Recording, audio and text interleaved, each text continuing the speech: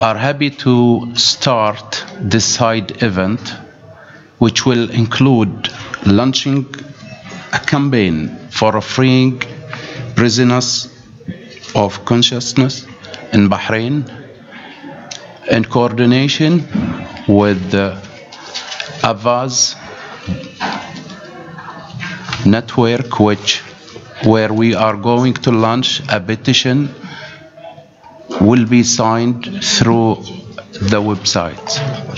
We are also starting a hashtag to free the prisoners in Bahrain. The first part of this side event will be a briefing by Bahrain Human Rights Observatory member Farida Ghalam, and she is the wife of Ibrahim Sharif, who is spending his third year in Bahrain prisons. Please go ahead.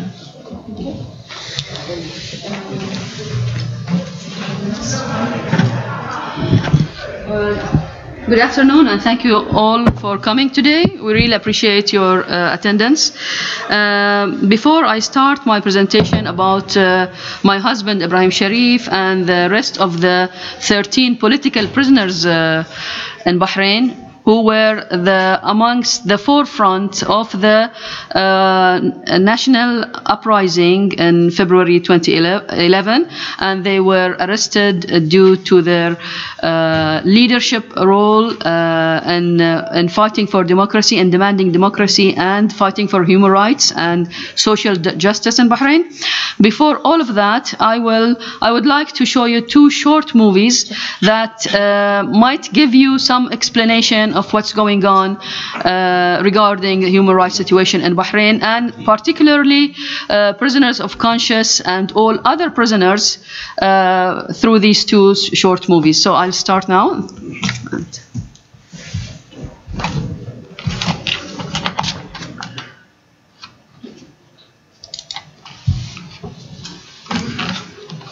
جليلة لا سوي رايت كليك بخلي هذا. اوكي open word فوق. اوكي اول واحد اوكي.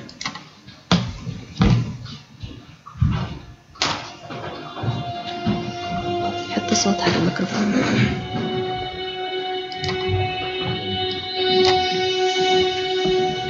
Mr. Ibrahim Sharif is the Secretary General of WAC Society and the founder of Bahrain Transparency Society. He is one of the pioneers who highlighted the corruption of the Bahraini regime, which seized the country's properties such as the lands and the public seashores. When Bahraini police attacked the Pearl Roundabout and killed and frightened the innocent demonstrators at dawn while they were sleeping,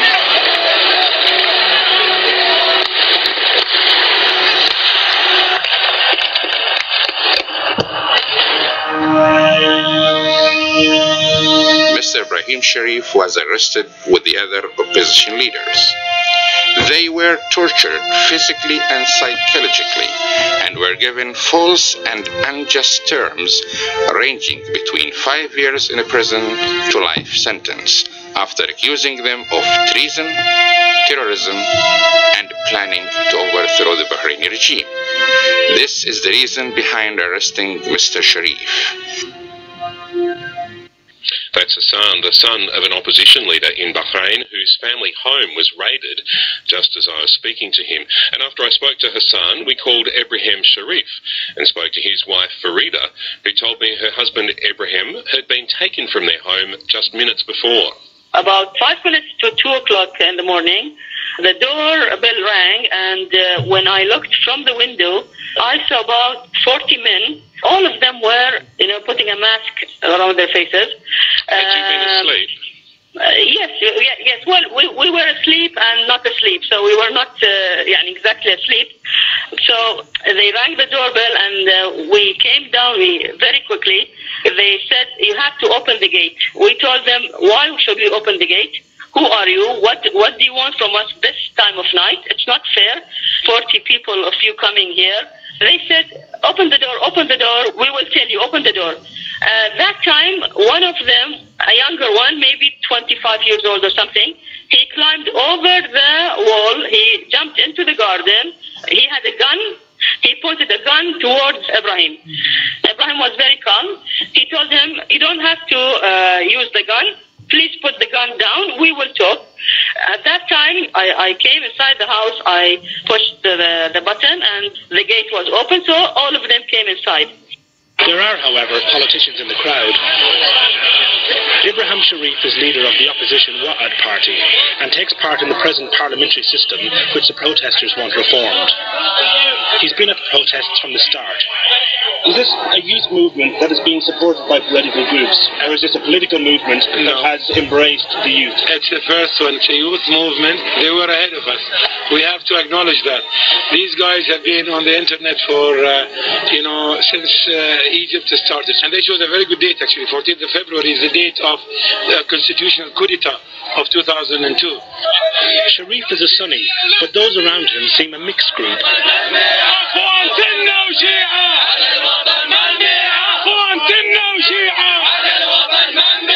The message of the protesters is clear. The February 14th movement is about unity, not sectarianism. But the king is warning that protests will lead to the sectarian abyss and has raised the spectre of neighbouring Shiite Iran taking over the country. الشباب اللي في الدوار ما عندهم شيء ضد الطائفة السنية. إذا كنتوا أنتم متكتلين تعتقدون أن تبون تحمون السنة، فأول ناس مستعدين يحمون السنة شباب في الدوار. ما تبون نوصل لهم الكلام؟ نعم. تبون نوصل لهم إن الشباب هني لما رحنا لهم قلنا لهم أعطيكم يبي دولة دينية على طريقة إيران. قالوا لنا لا ما نبي. يمكن فيه. لا نقول أكيد ما في ولا قليل.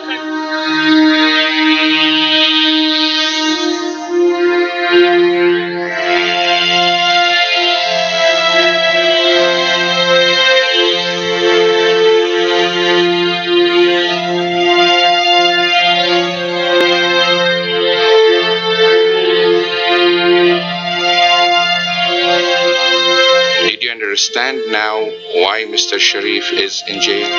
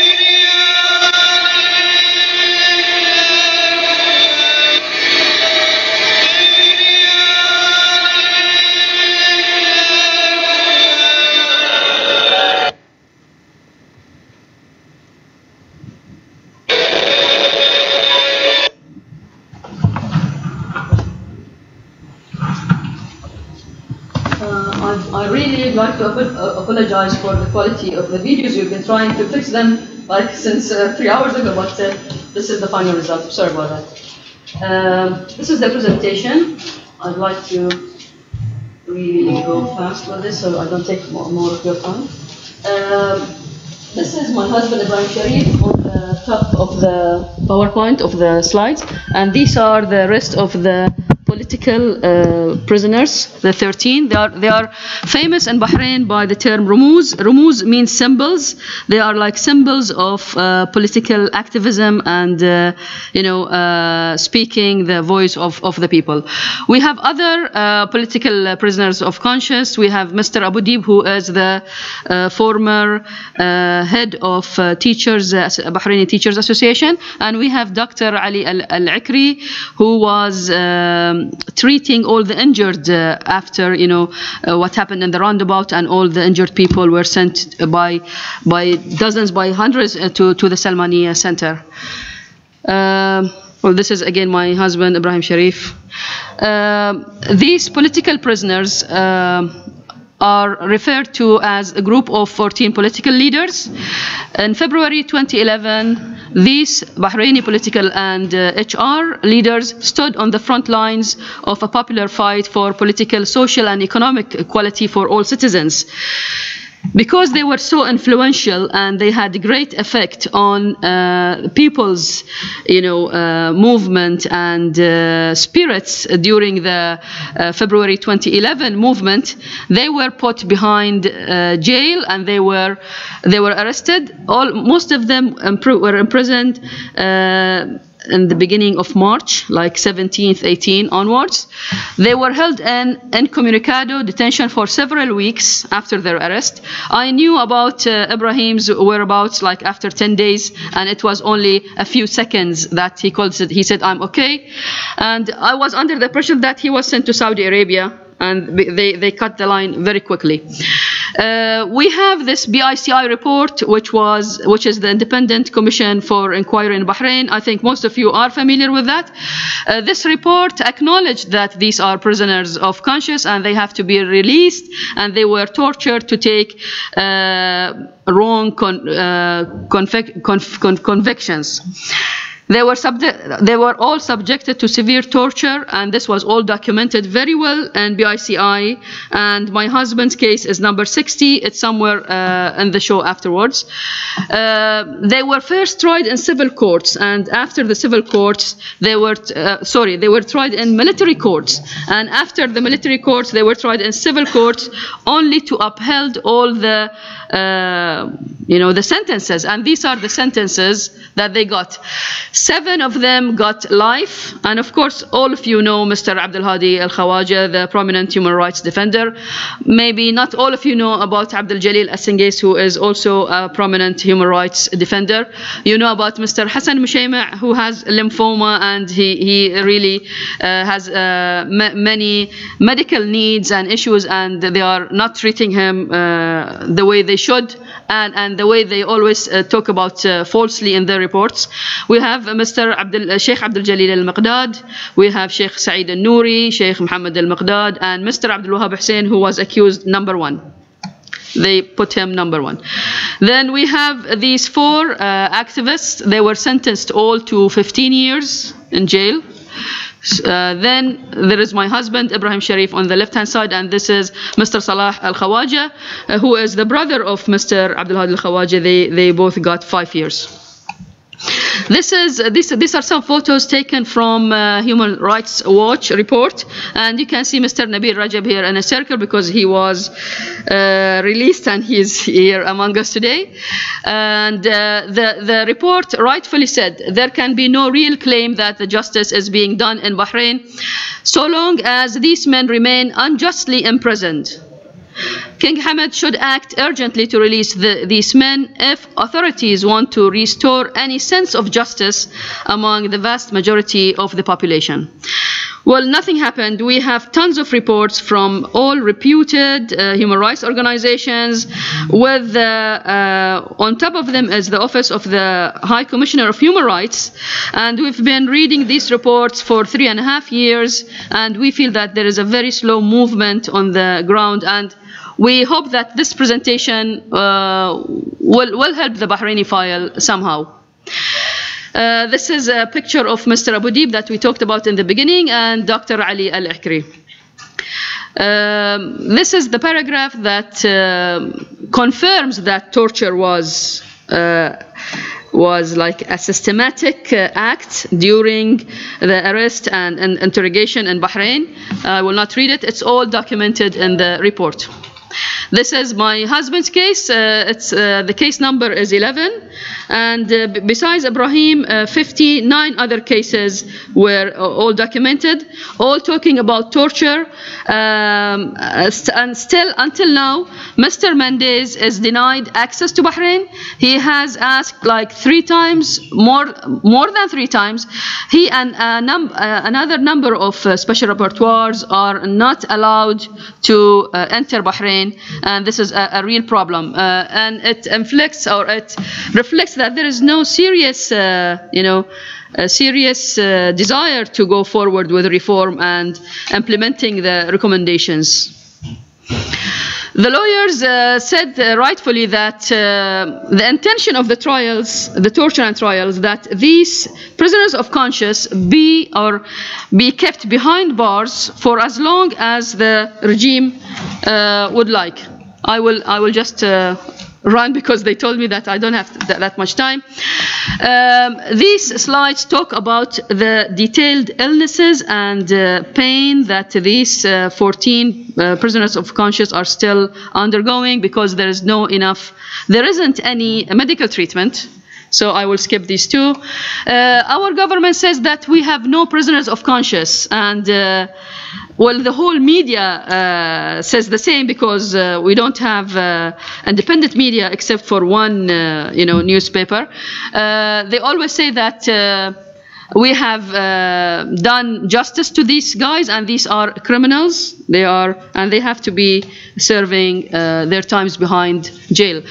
The recent, development that we had to, it was behind one of the reasons we are launching this campaign, is that the Ministry of Justice, which is the official ministry responsible of political associations, they had filed a lawsuit against the organization that Ibrahim Sharif is the Secretary General of, and they have asked the organization to omit Mr. Ibrahim Sharif from the records. They should struck him out as a member, and by that they are cancelling the decisions and the will of the members, the whole democratic process of the organization WAAD, the association that he built, and all these members elected him willingly, and they reaffirmed his election while he was in jail because he's a prisoner of conscience.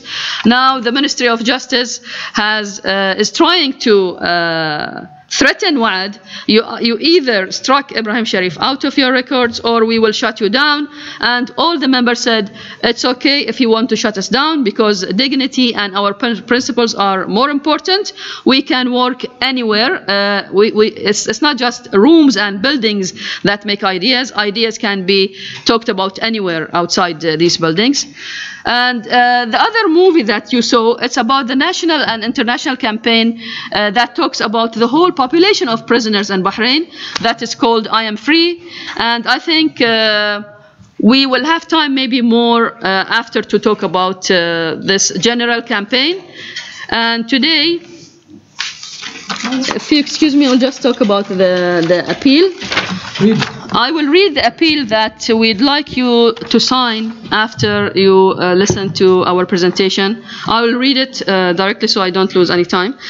We, the undersigned, recognize that the Bahraini prisoners involved in the 14th February 2011 popular movement for democracy, dignity and human rights and a constitutional monarchy are prisoners of conscience as affirmed by the Bahraini Independent Commission of Inquiry, the BICI, the United Nations High Commissioner Council, Human Rights Council UPR recommendations of May 2012, the UNHCHR, Navipilai, numerous democratic states, international NGOs, and the international community at large. Therefore, we demand the immediate and unconditional release of all Bahraini prisoners of conscience, headed by the 13 prominent political and rights leaders. We have this appeal, and we'd like you to sign if you agree to the, the position that I stated. Thank you very much for coming.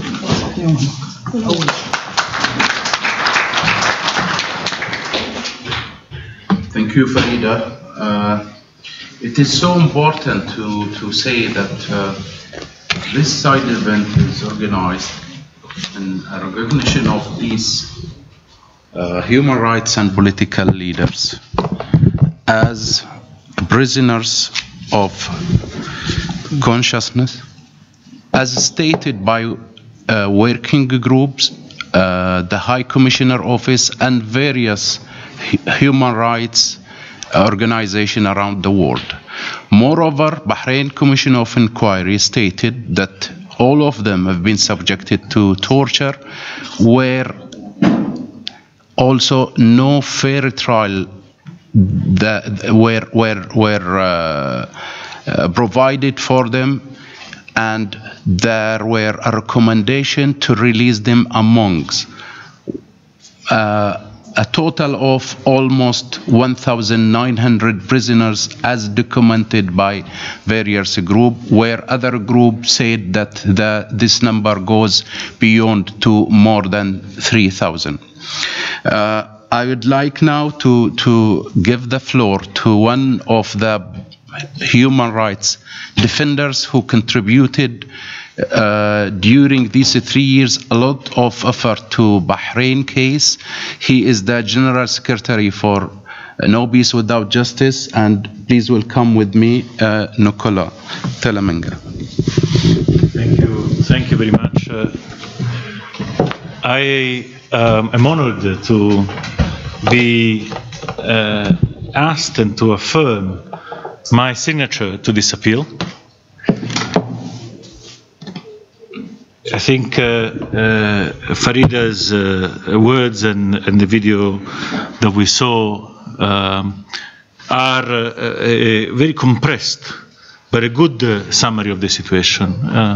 Those who have heard me speak about Bahrain know that I have been expressly critical in private of the BICI methodology. And hopefully contributed to the push to the last-minute improvement of the work. But there is one thing that they got right, which is that Bahrain authorities have no legitimacy in maintaining people in prison for purely exercising the freedom of expression and freedom of opinion. The solution that they offered, which was a retrial, was kind of surprising to most of us human rights activists, because normally when you have people in prison, you just demand the release. You don't suggest that they be retried. And as expected by all of us, the civilian courts were no better than the military courts, and no freer, and no more legitimate.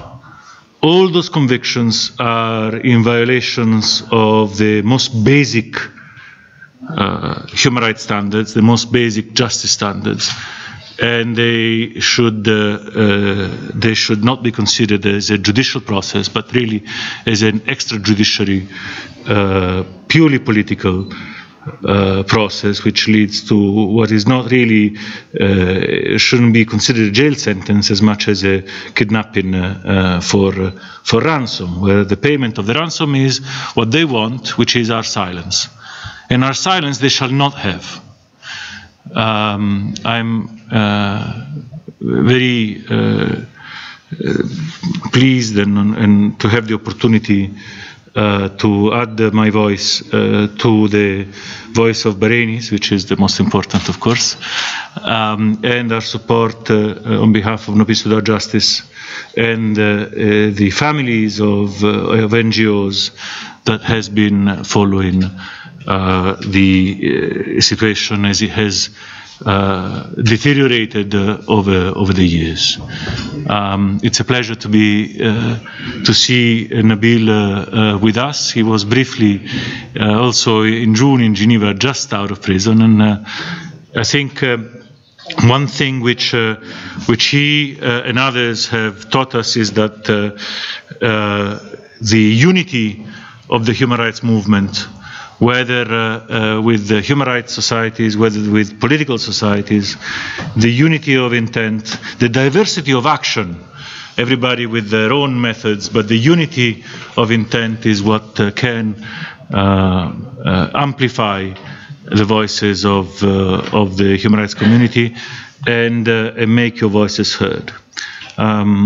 So my pledge of support for your campaign, as well as my good wishes for this message to be heard at the highest level of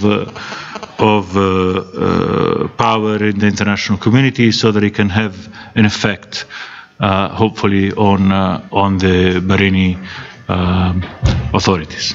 So thank you for this opportunity.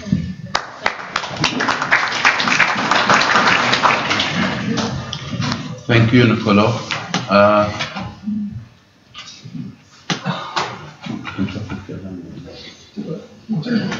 Yeah, we are happy to announce that we have with us here a British MP, Mr. Jeremy Corbyn, who's a member of House of Commerce since 1983 for the Labour Party. His contribution to Bahrain case has led to support of 60 members of the Parliament, and his effort of tabling early day motion in 2013 in the justice system in Bahrain has raised the concern about the current situation. He is with us to represent EDHRB, and we would like to hear from him his contribution, and if it is possible to welcome him in the panel.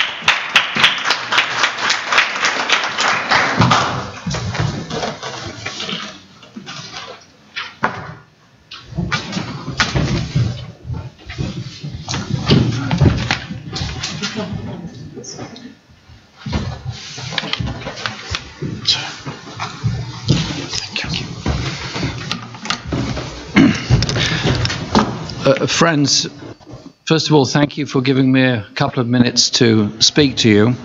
My name's Jeremy Corbyn, a member of the British Parliament, and I'm indeed the Vice Chair of the Parliamentary Human Rights Group in Britain, in the British Parliament, and also I'm here in Geneva on behalf of Liberation, the NGO which I chair, which has affiliated status with the UN.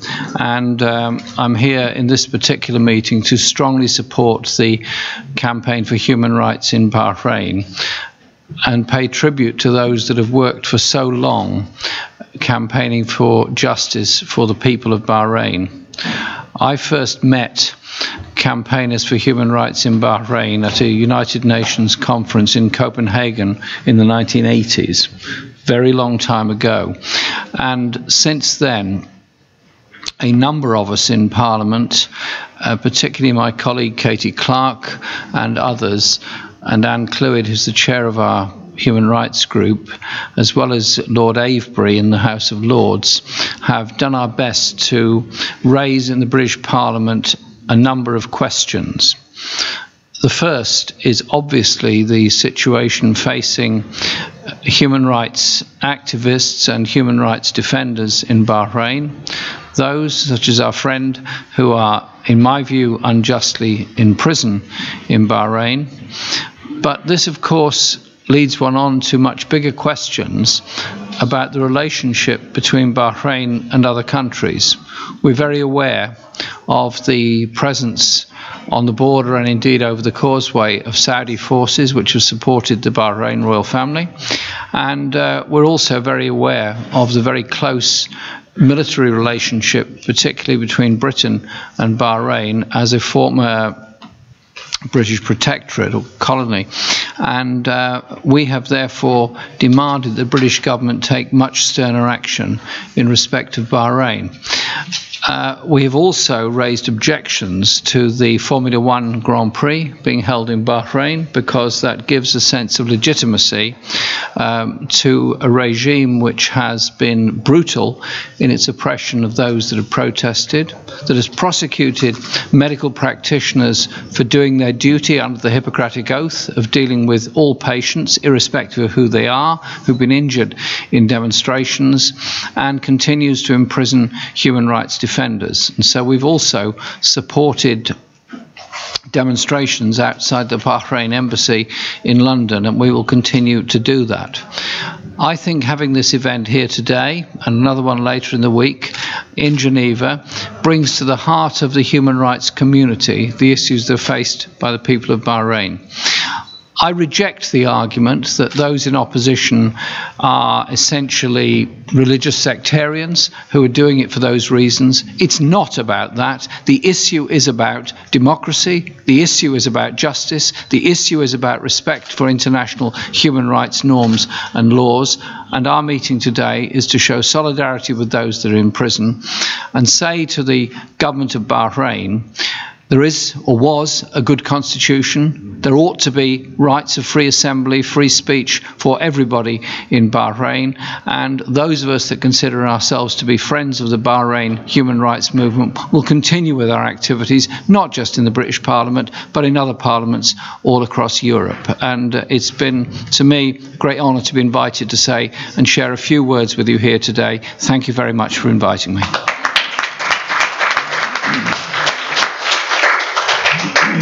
Really, what Bahrain people are happy to hear is these kind of strong words, this kind of strong support for their demands for democracy and better human rights situation in Bahrain. We thank you, Mr. Jeremy Corbyn, and really we would like to see an outcome for this continuous support for Bahrain case. I will now give the floor to Jalila Salman, who is a member of Bahrain Human Rights Observatory, and she's going to speak about one specialty which is she's expert in it, that is the situation of women and children in Bahrain. Education. And the education also sector, which is covered. Hi, and thank you everyone for being here. Your being here is one type of support we are looking for. In about 4 years now of non-stopping struggle in Bahrain towards justice and democracy, freedom and equality, and despite all atrocities committed against people of Bahrain and all aspects of all Bahraini society, the struggle continues, and so does the atrocities. Women and education are no exception of what happened in Bahrain. Women in Bahrain, at least since 2011 till now, at least 328 women from all categories were imprisoned and still due to their participation in demonstration, although they were participating their constitutional right. They were tortured, electrocuted, insulted, and sexually harassed. 14 of them were died due to toxic tear gas. One was directly shot. 3 are now in prison: Mariam al-Khawaja, Rayhan al-Musawi, and Nafis al-Asfour. Large number were sacked since 2011. 127 nurses, 55 educators are sacked. Lots were demoted, 23 in the educational field only, 100 from the educational field, and 70 from nurses were transferred around. This is how women in Bahrain being treated. They are in the demonstrations peacefully, fully peacefully, and this is the type they got while they treated and how they arrest. This is another photos to show the reality in Bahrain and how women is being treated. The picture here shows when riot police or any other kind of police who raided houses and how they treated women. This is a woman here under his leg. Women in most active societies were attacked because of their role. Head of Nursing Society, Dr. Rola Safar, Vice President of Teacher Society, which is me, and there is a lot of hatred campaigned against women and everyone who is working in the human rights defenders in Bahrain.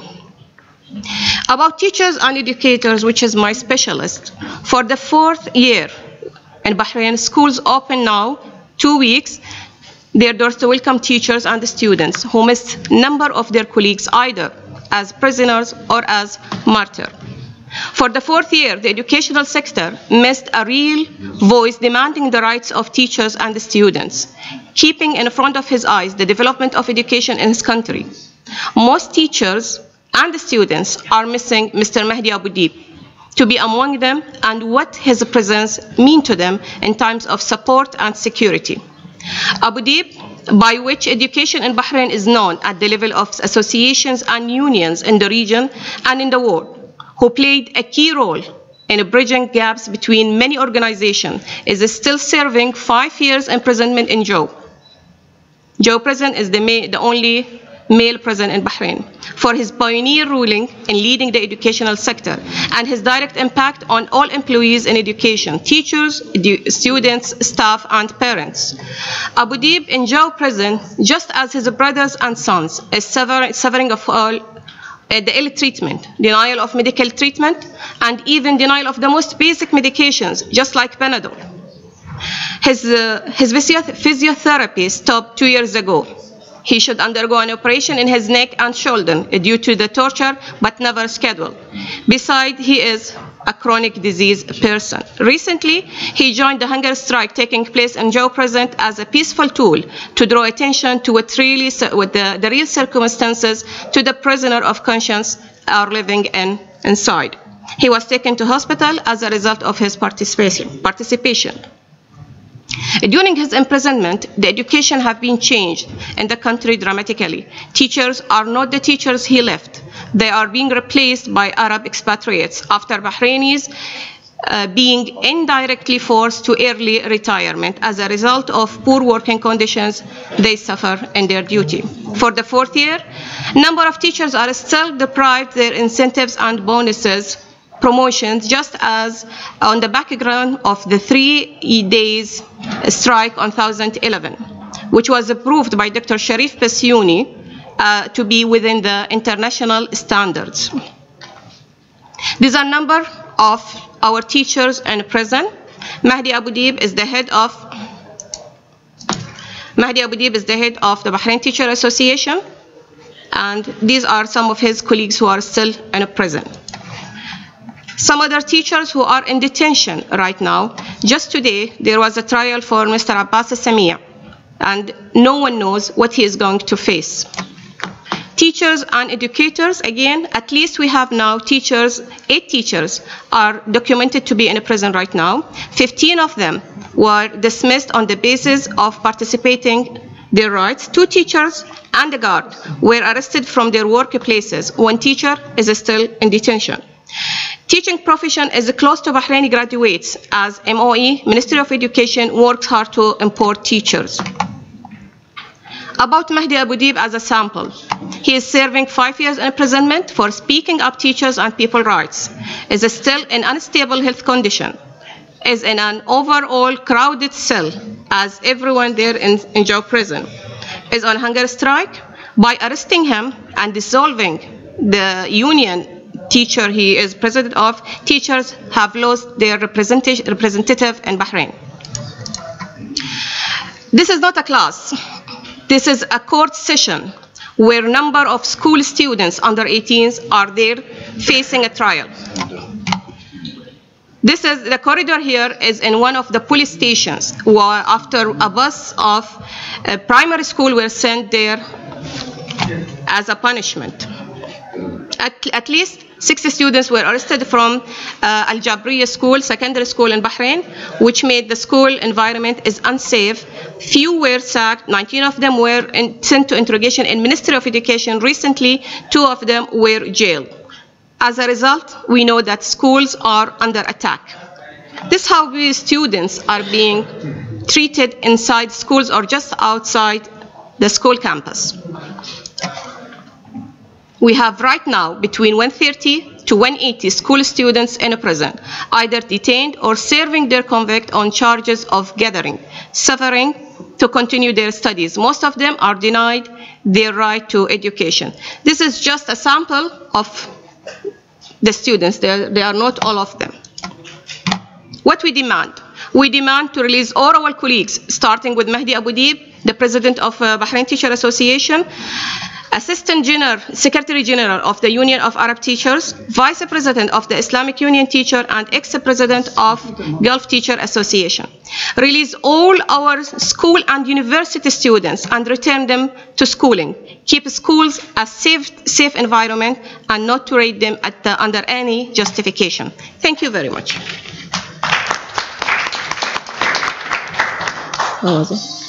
Thank you, Jalila. Our last speaker is Abdulnabi Al-Hikri. He is the most experienced human rights defender in Bahrain, who has toured the UN since more than 25 years. And he's going to survey the human rights situation in Bahrain for the period of from June till now, where the situation has deteriorated since the last session of the Human Rights Council. Thank you, ladies and gentlemen. Well, I will not go into further years before, but just a period from June to September of this year. As you know, in June, we have exposed in series of side events and oral speeches and written statements by the national Bahraini human rights organizations, and regional, international, some speakers from that most notably the 47 joint statements of democratic states on the situation in Bahrain, and in which they urged Bahrain government to stop its abuses of human rights and engage in serious dialogue with the opposition. Now, what happened from then till now? In short, first, on the governmental level, the dossier of human rights was transferred from the Ministry of Human Rights to the Ministry of Foreign Affairs.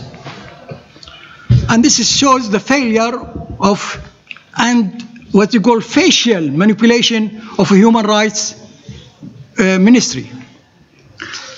Now, the Ministry of Foreign Affairs took the initiative to remedy 3.5 years of ignoring and marginalizing the human rights organizations and civil societies in general by calling for a meeting.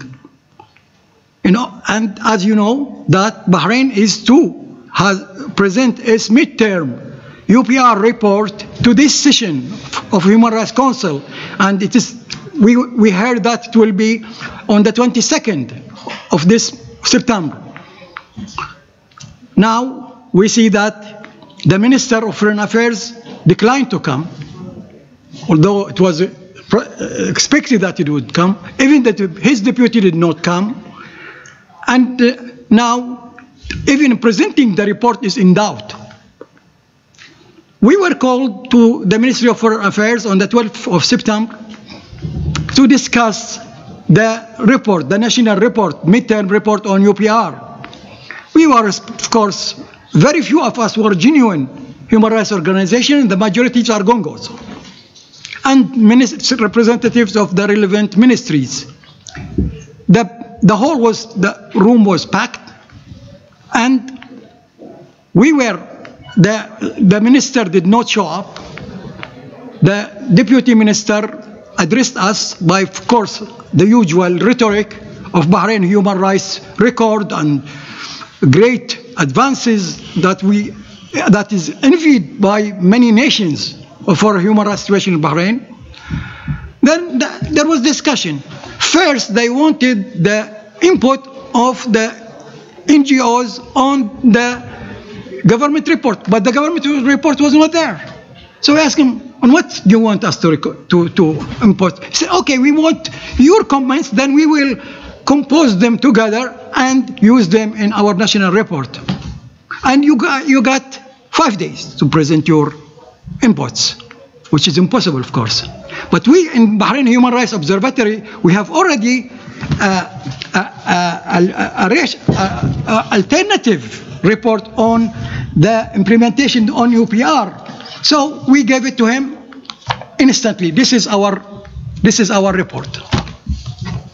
Then he said, well, Bahrain is not recognized, there is no license in Bahrain, but we will allow, or you invited the licensed organizations. That is Human Rights Society, Labor Union, Transparency, which I preside. And we asked him, what about the labor union? They were present before. They say, okay, there are 2 now labor unions. So they invited the legitimate one, which I think represent the people, that the federation in the second meeting.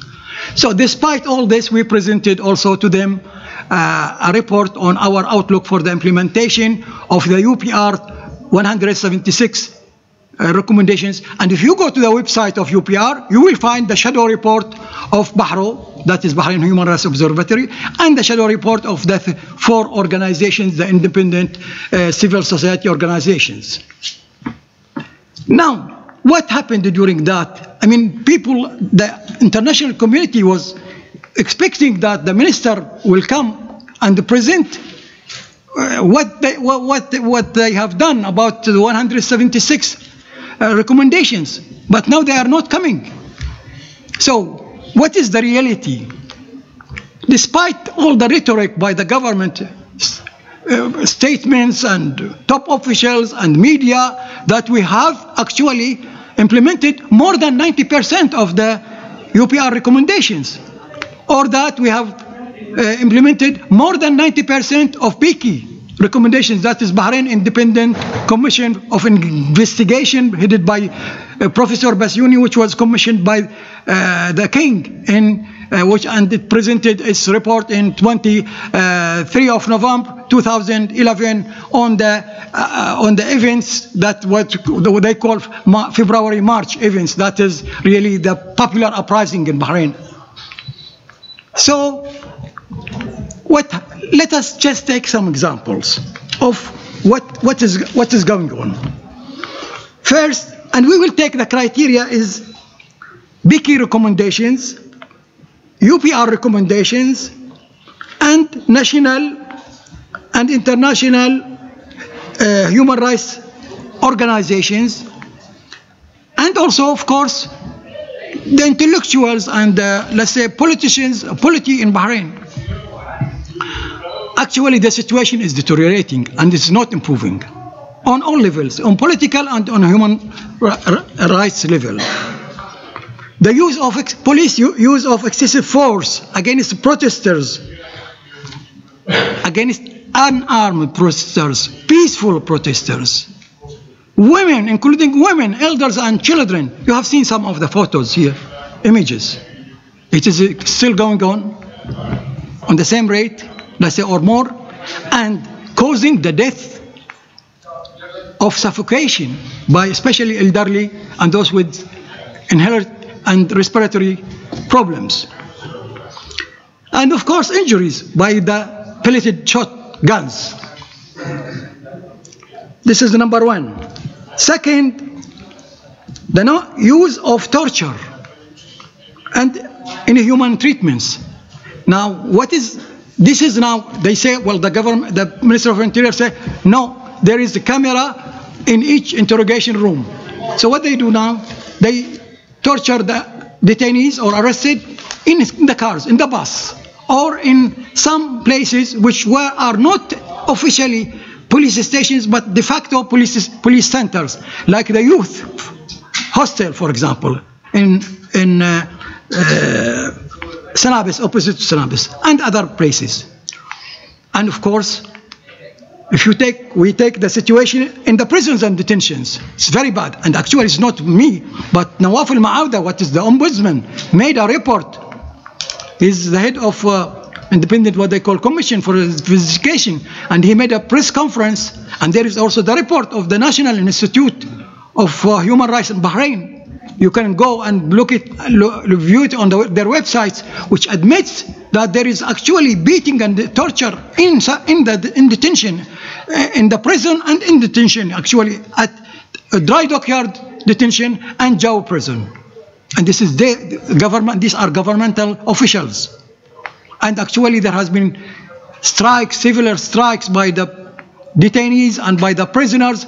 The most highlighted, the Abdul Hadi Khawaja hunger strike, which signals to, and now tens of the imprisoned prisoners of conscience have joined him in his hunger strike, including his daughter Mariam al-Khawaja, who was arrested upon her arrival to Bahrain airport. So this is the situation. The detentions and prisons are overcrowded, and this is official statements, not my statement, which actually is the case. Now, the detention, arrests are done in the same mode, that is by masked, anonymous policemen who come usually, who raids the houses at dawn. Usually the preferred time is from 3 a.m. to 5 a.m. And they ransack everything, and they arrest the wanted, and they beat him before his or her relatives. And this is still going on. Now we take the trials. The trials are in full speed, to the extent that it is the daytime, which is the official opening, like say, for the courts, which extend to 2 o'clock usually, now have been extended in the afternoon. And there are afternoon sessions of the courts to keep up with the pace, with the increased number of those tried before the courts, including children. Children, even some of them at 15 years or below. And usually the sentences are very heavy, up to 15 years for, let's say, internationally considered that acts of arson, like burning tires or throwing a stone or something like that.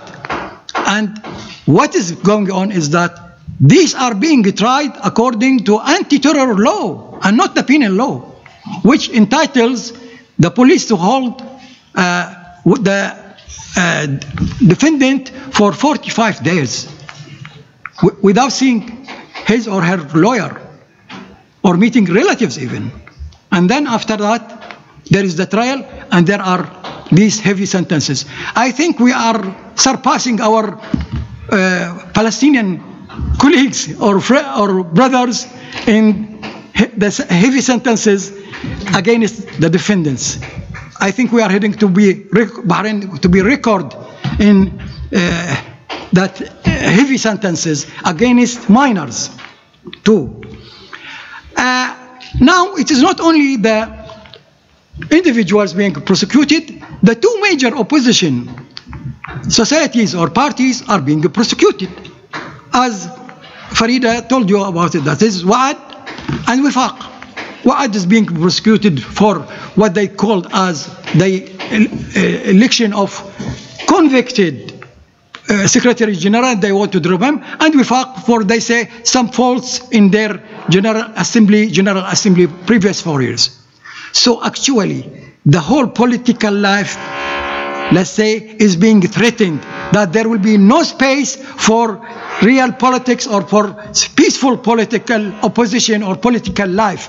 And this is all these corrosive actions are to force the opposition to go on for election, which is scheduled to be in November, without insignificant elections.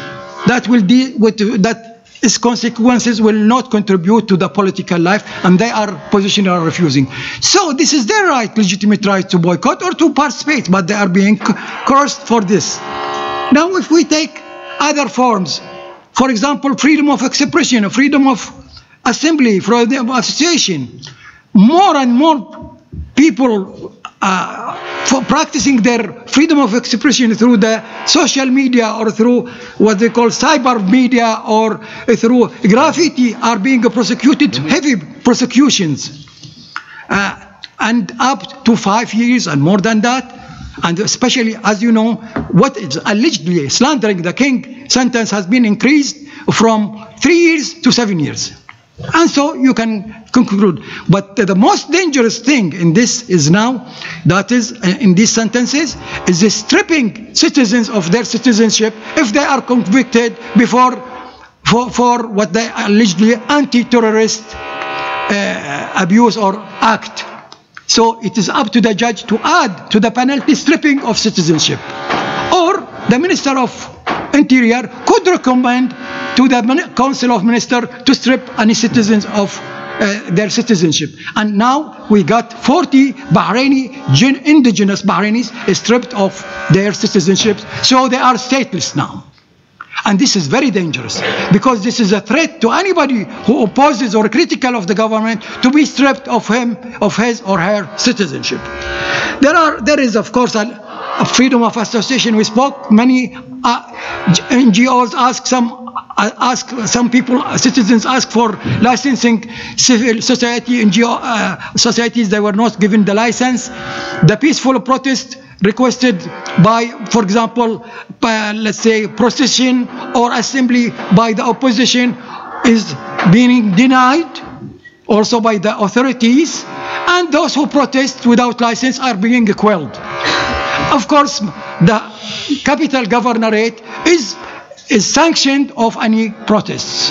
The Manama, that is the capital. So I can go on and go on. So in general, in a brief, and we can sum it up that there is, of course, more and comprehensive, very critical abuses of human rights and aborting or undermining real political, meaningful, real political life. And of course, consequently, there is what is called alleged dialogue between the opposition and the rule is not going on. It's stopped. It's just one session and that's finished. So we are stuck. We are in. So what I would say is that Bahrain situation, critical situation, is not as many say under administration or manageable crisis. It is deepening crisis, which will develop into a humanitarian crisis. Thank you very much.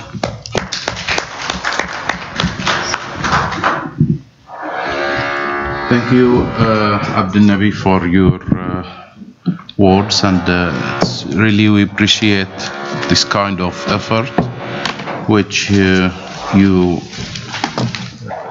contribute to Bahrain. We are grateful to have one honor man like you. It is not only you, and we have here one of the prominent human rights organization around the world, which contribute more than any other organization to Bahrain by reporting, by leading the effort here in Geneva for a better solution for the human rights crisis. I salute Philip Dam from Human Rights Watch for his effort, and I hope his organization and the others will join the appeal and will join the Twitter campaign and will sign the petition online to free the human rights prisoners in Bahrain. Philip, will you please contribute some words to the current situation in Bahrain, or what is your review about the coming period? This guy is taking photos. Is he allowed to taking photos? He's been photographing all since he came. You were not allowed. You were not allowed. You didn't take a permit. You did not take a permission to. Out. Are you press? Even through press, there is a rule. There is a rule that you have to ask we believe that Bahrain government is chasing us everywhere. This is announced rules. We are saying the rules to you again now, because you've been taking photos since the minute you came in, concentrating on everybody, and I don't like you taking my photo this way. So you delete it now. Delete it, please. روح سمع. واحد أتأكد منه اللي delete. Please, Philip. No, I'll speak very briefly. Thanks for passing me the floor. I think the call to release all political prisoners in Bahrain has been repeated several times during this meeting, and that's a call that I hope all member states of the Human Rights Council will be able to repeat now during the item 4 debate, which is taking place in room 20, and on any possible occasion during the this session of the Human Rights Council.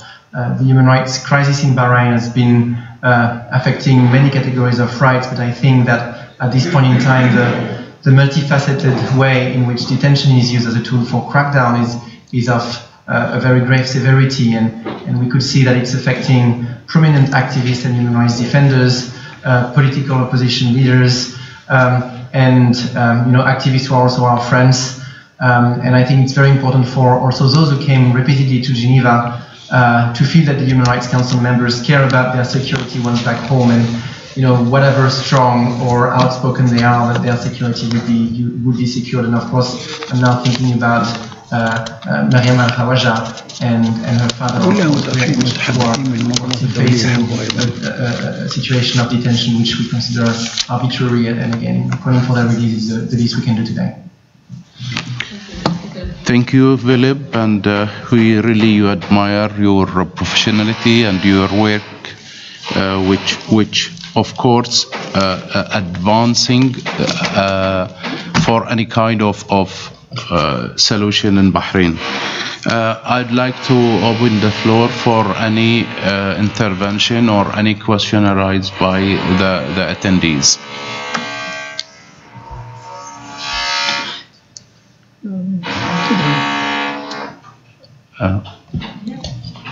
Will anybody contribute to the topic of today regarding Bahrain human rights situation and the campaign to free Bahrain prisoners?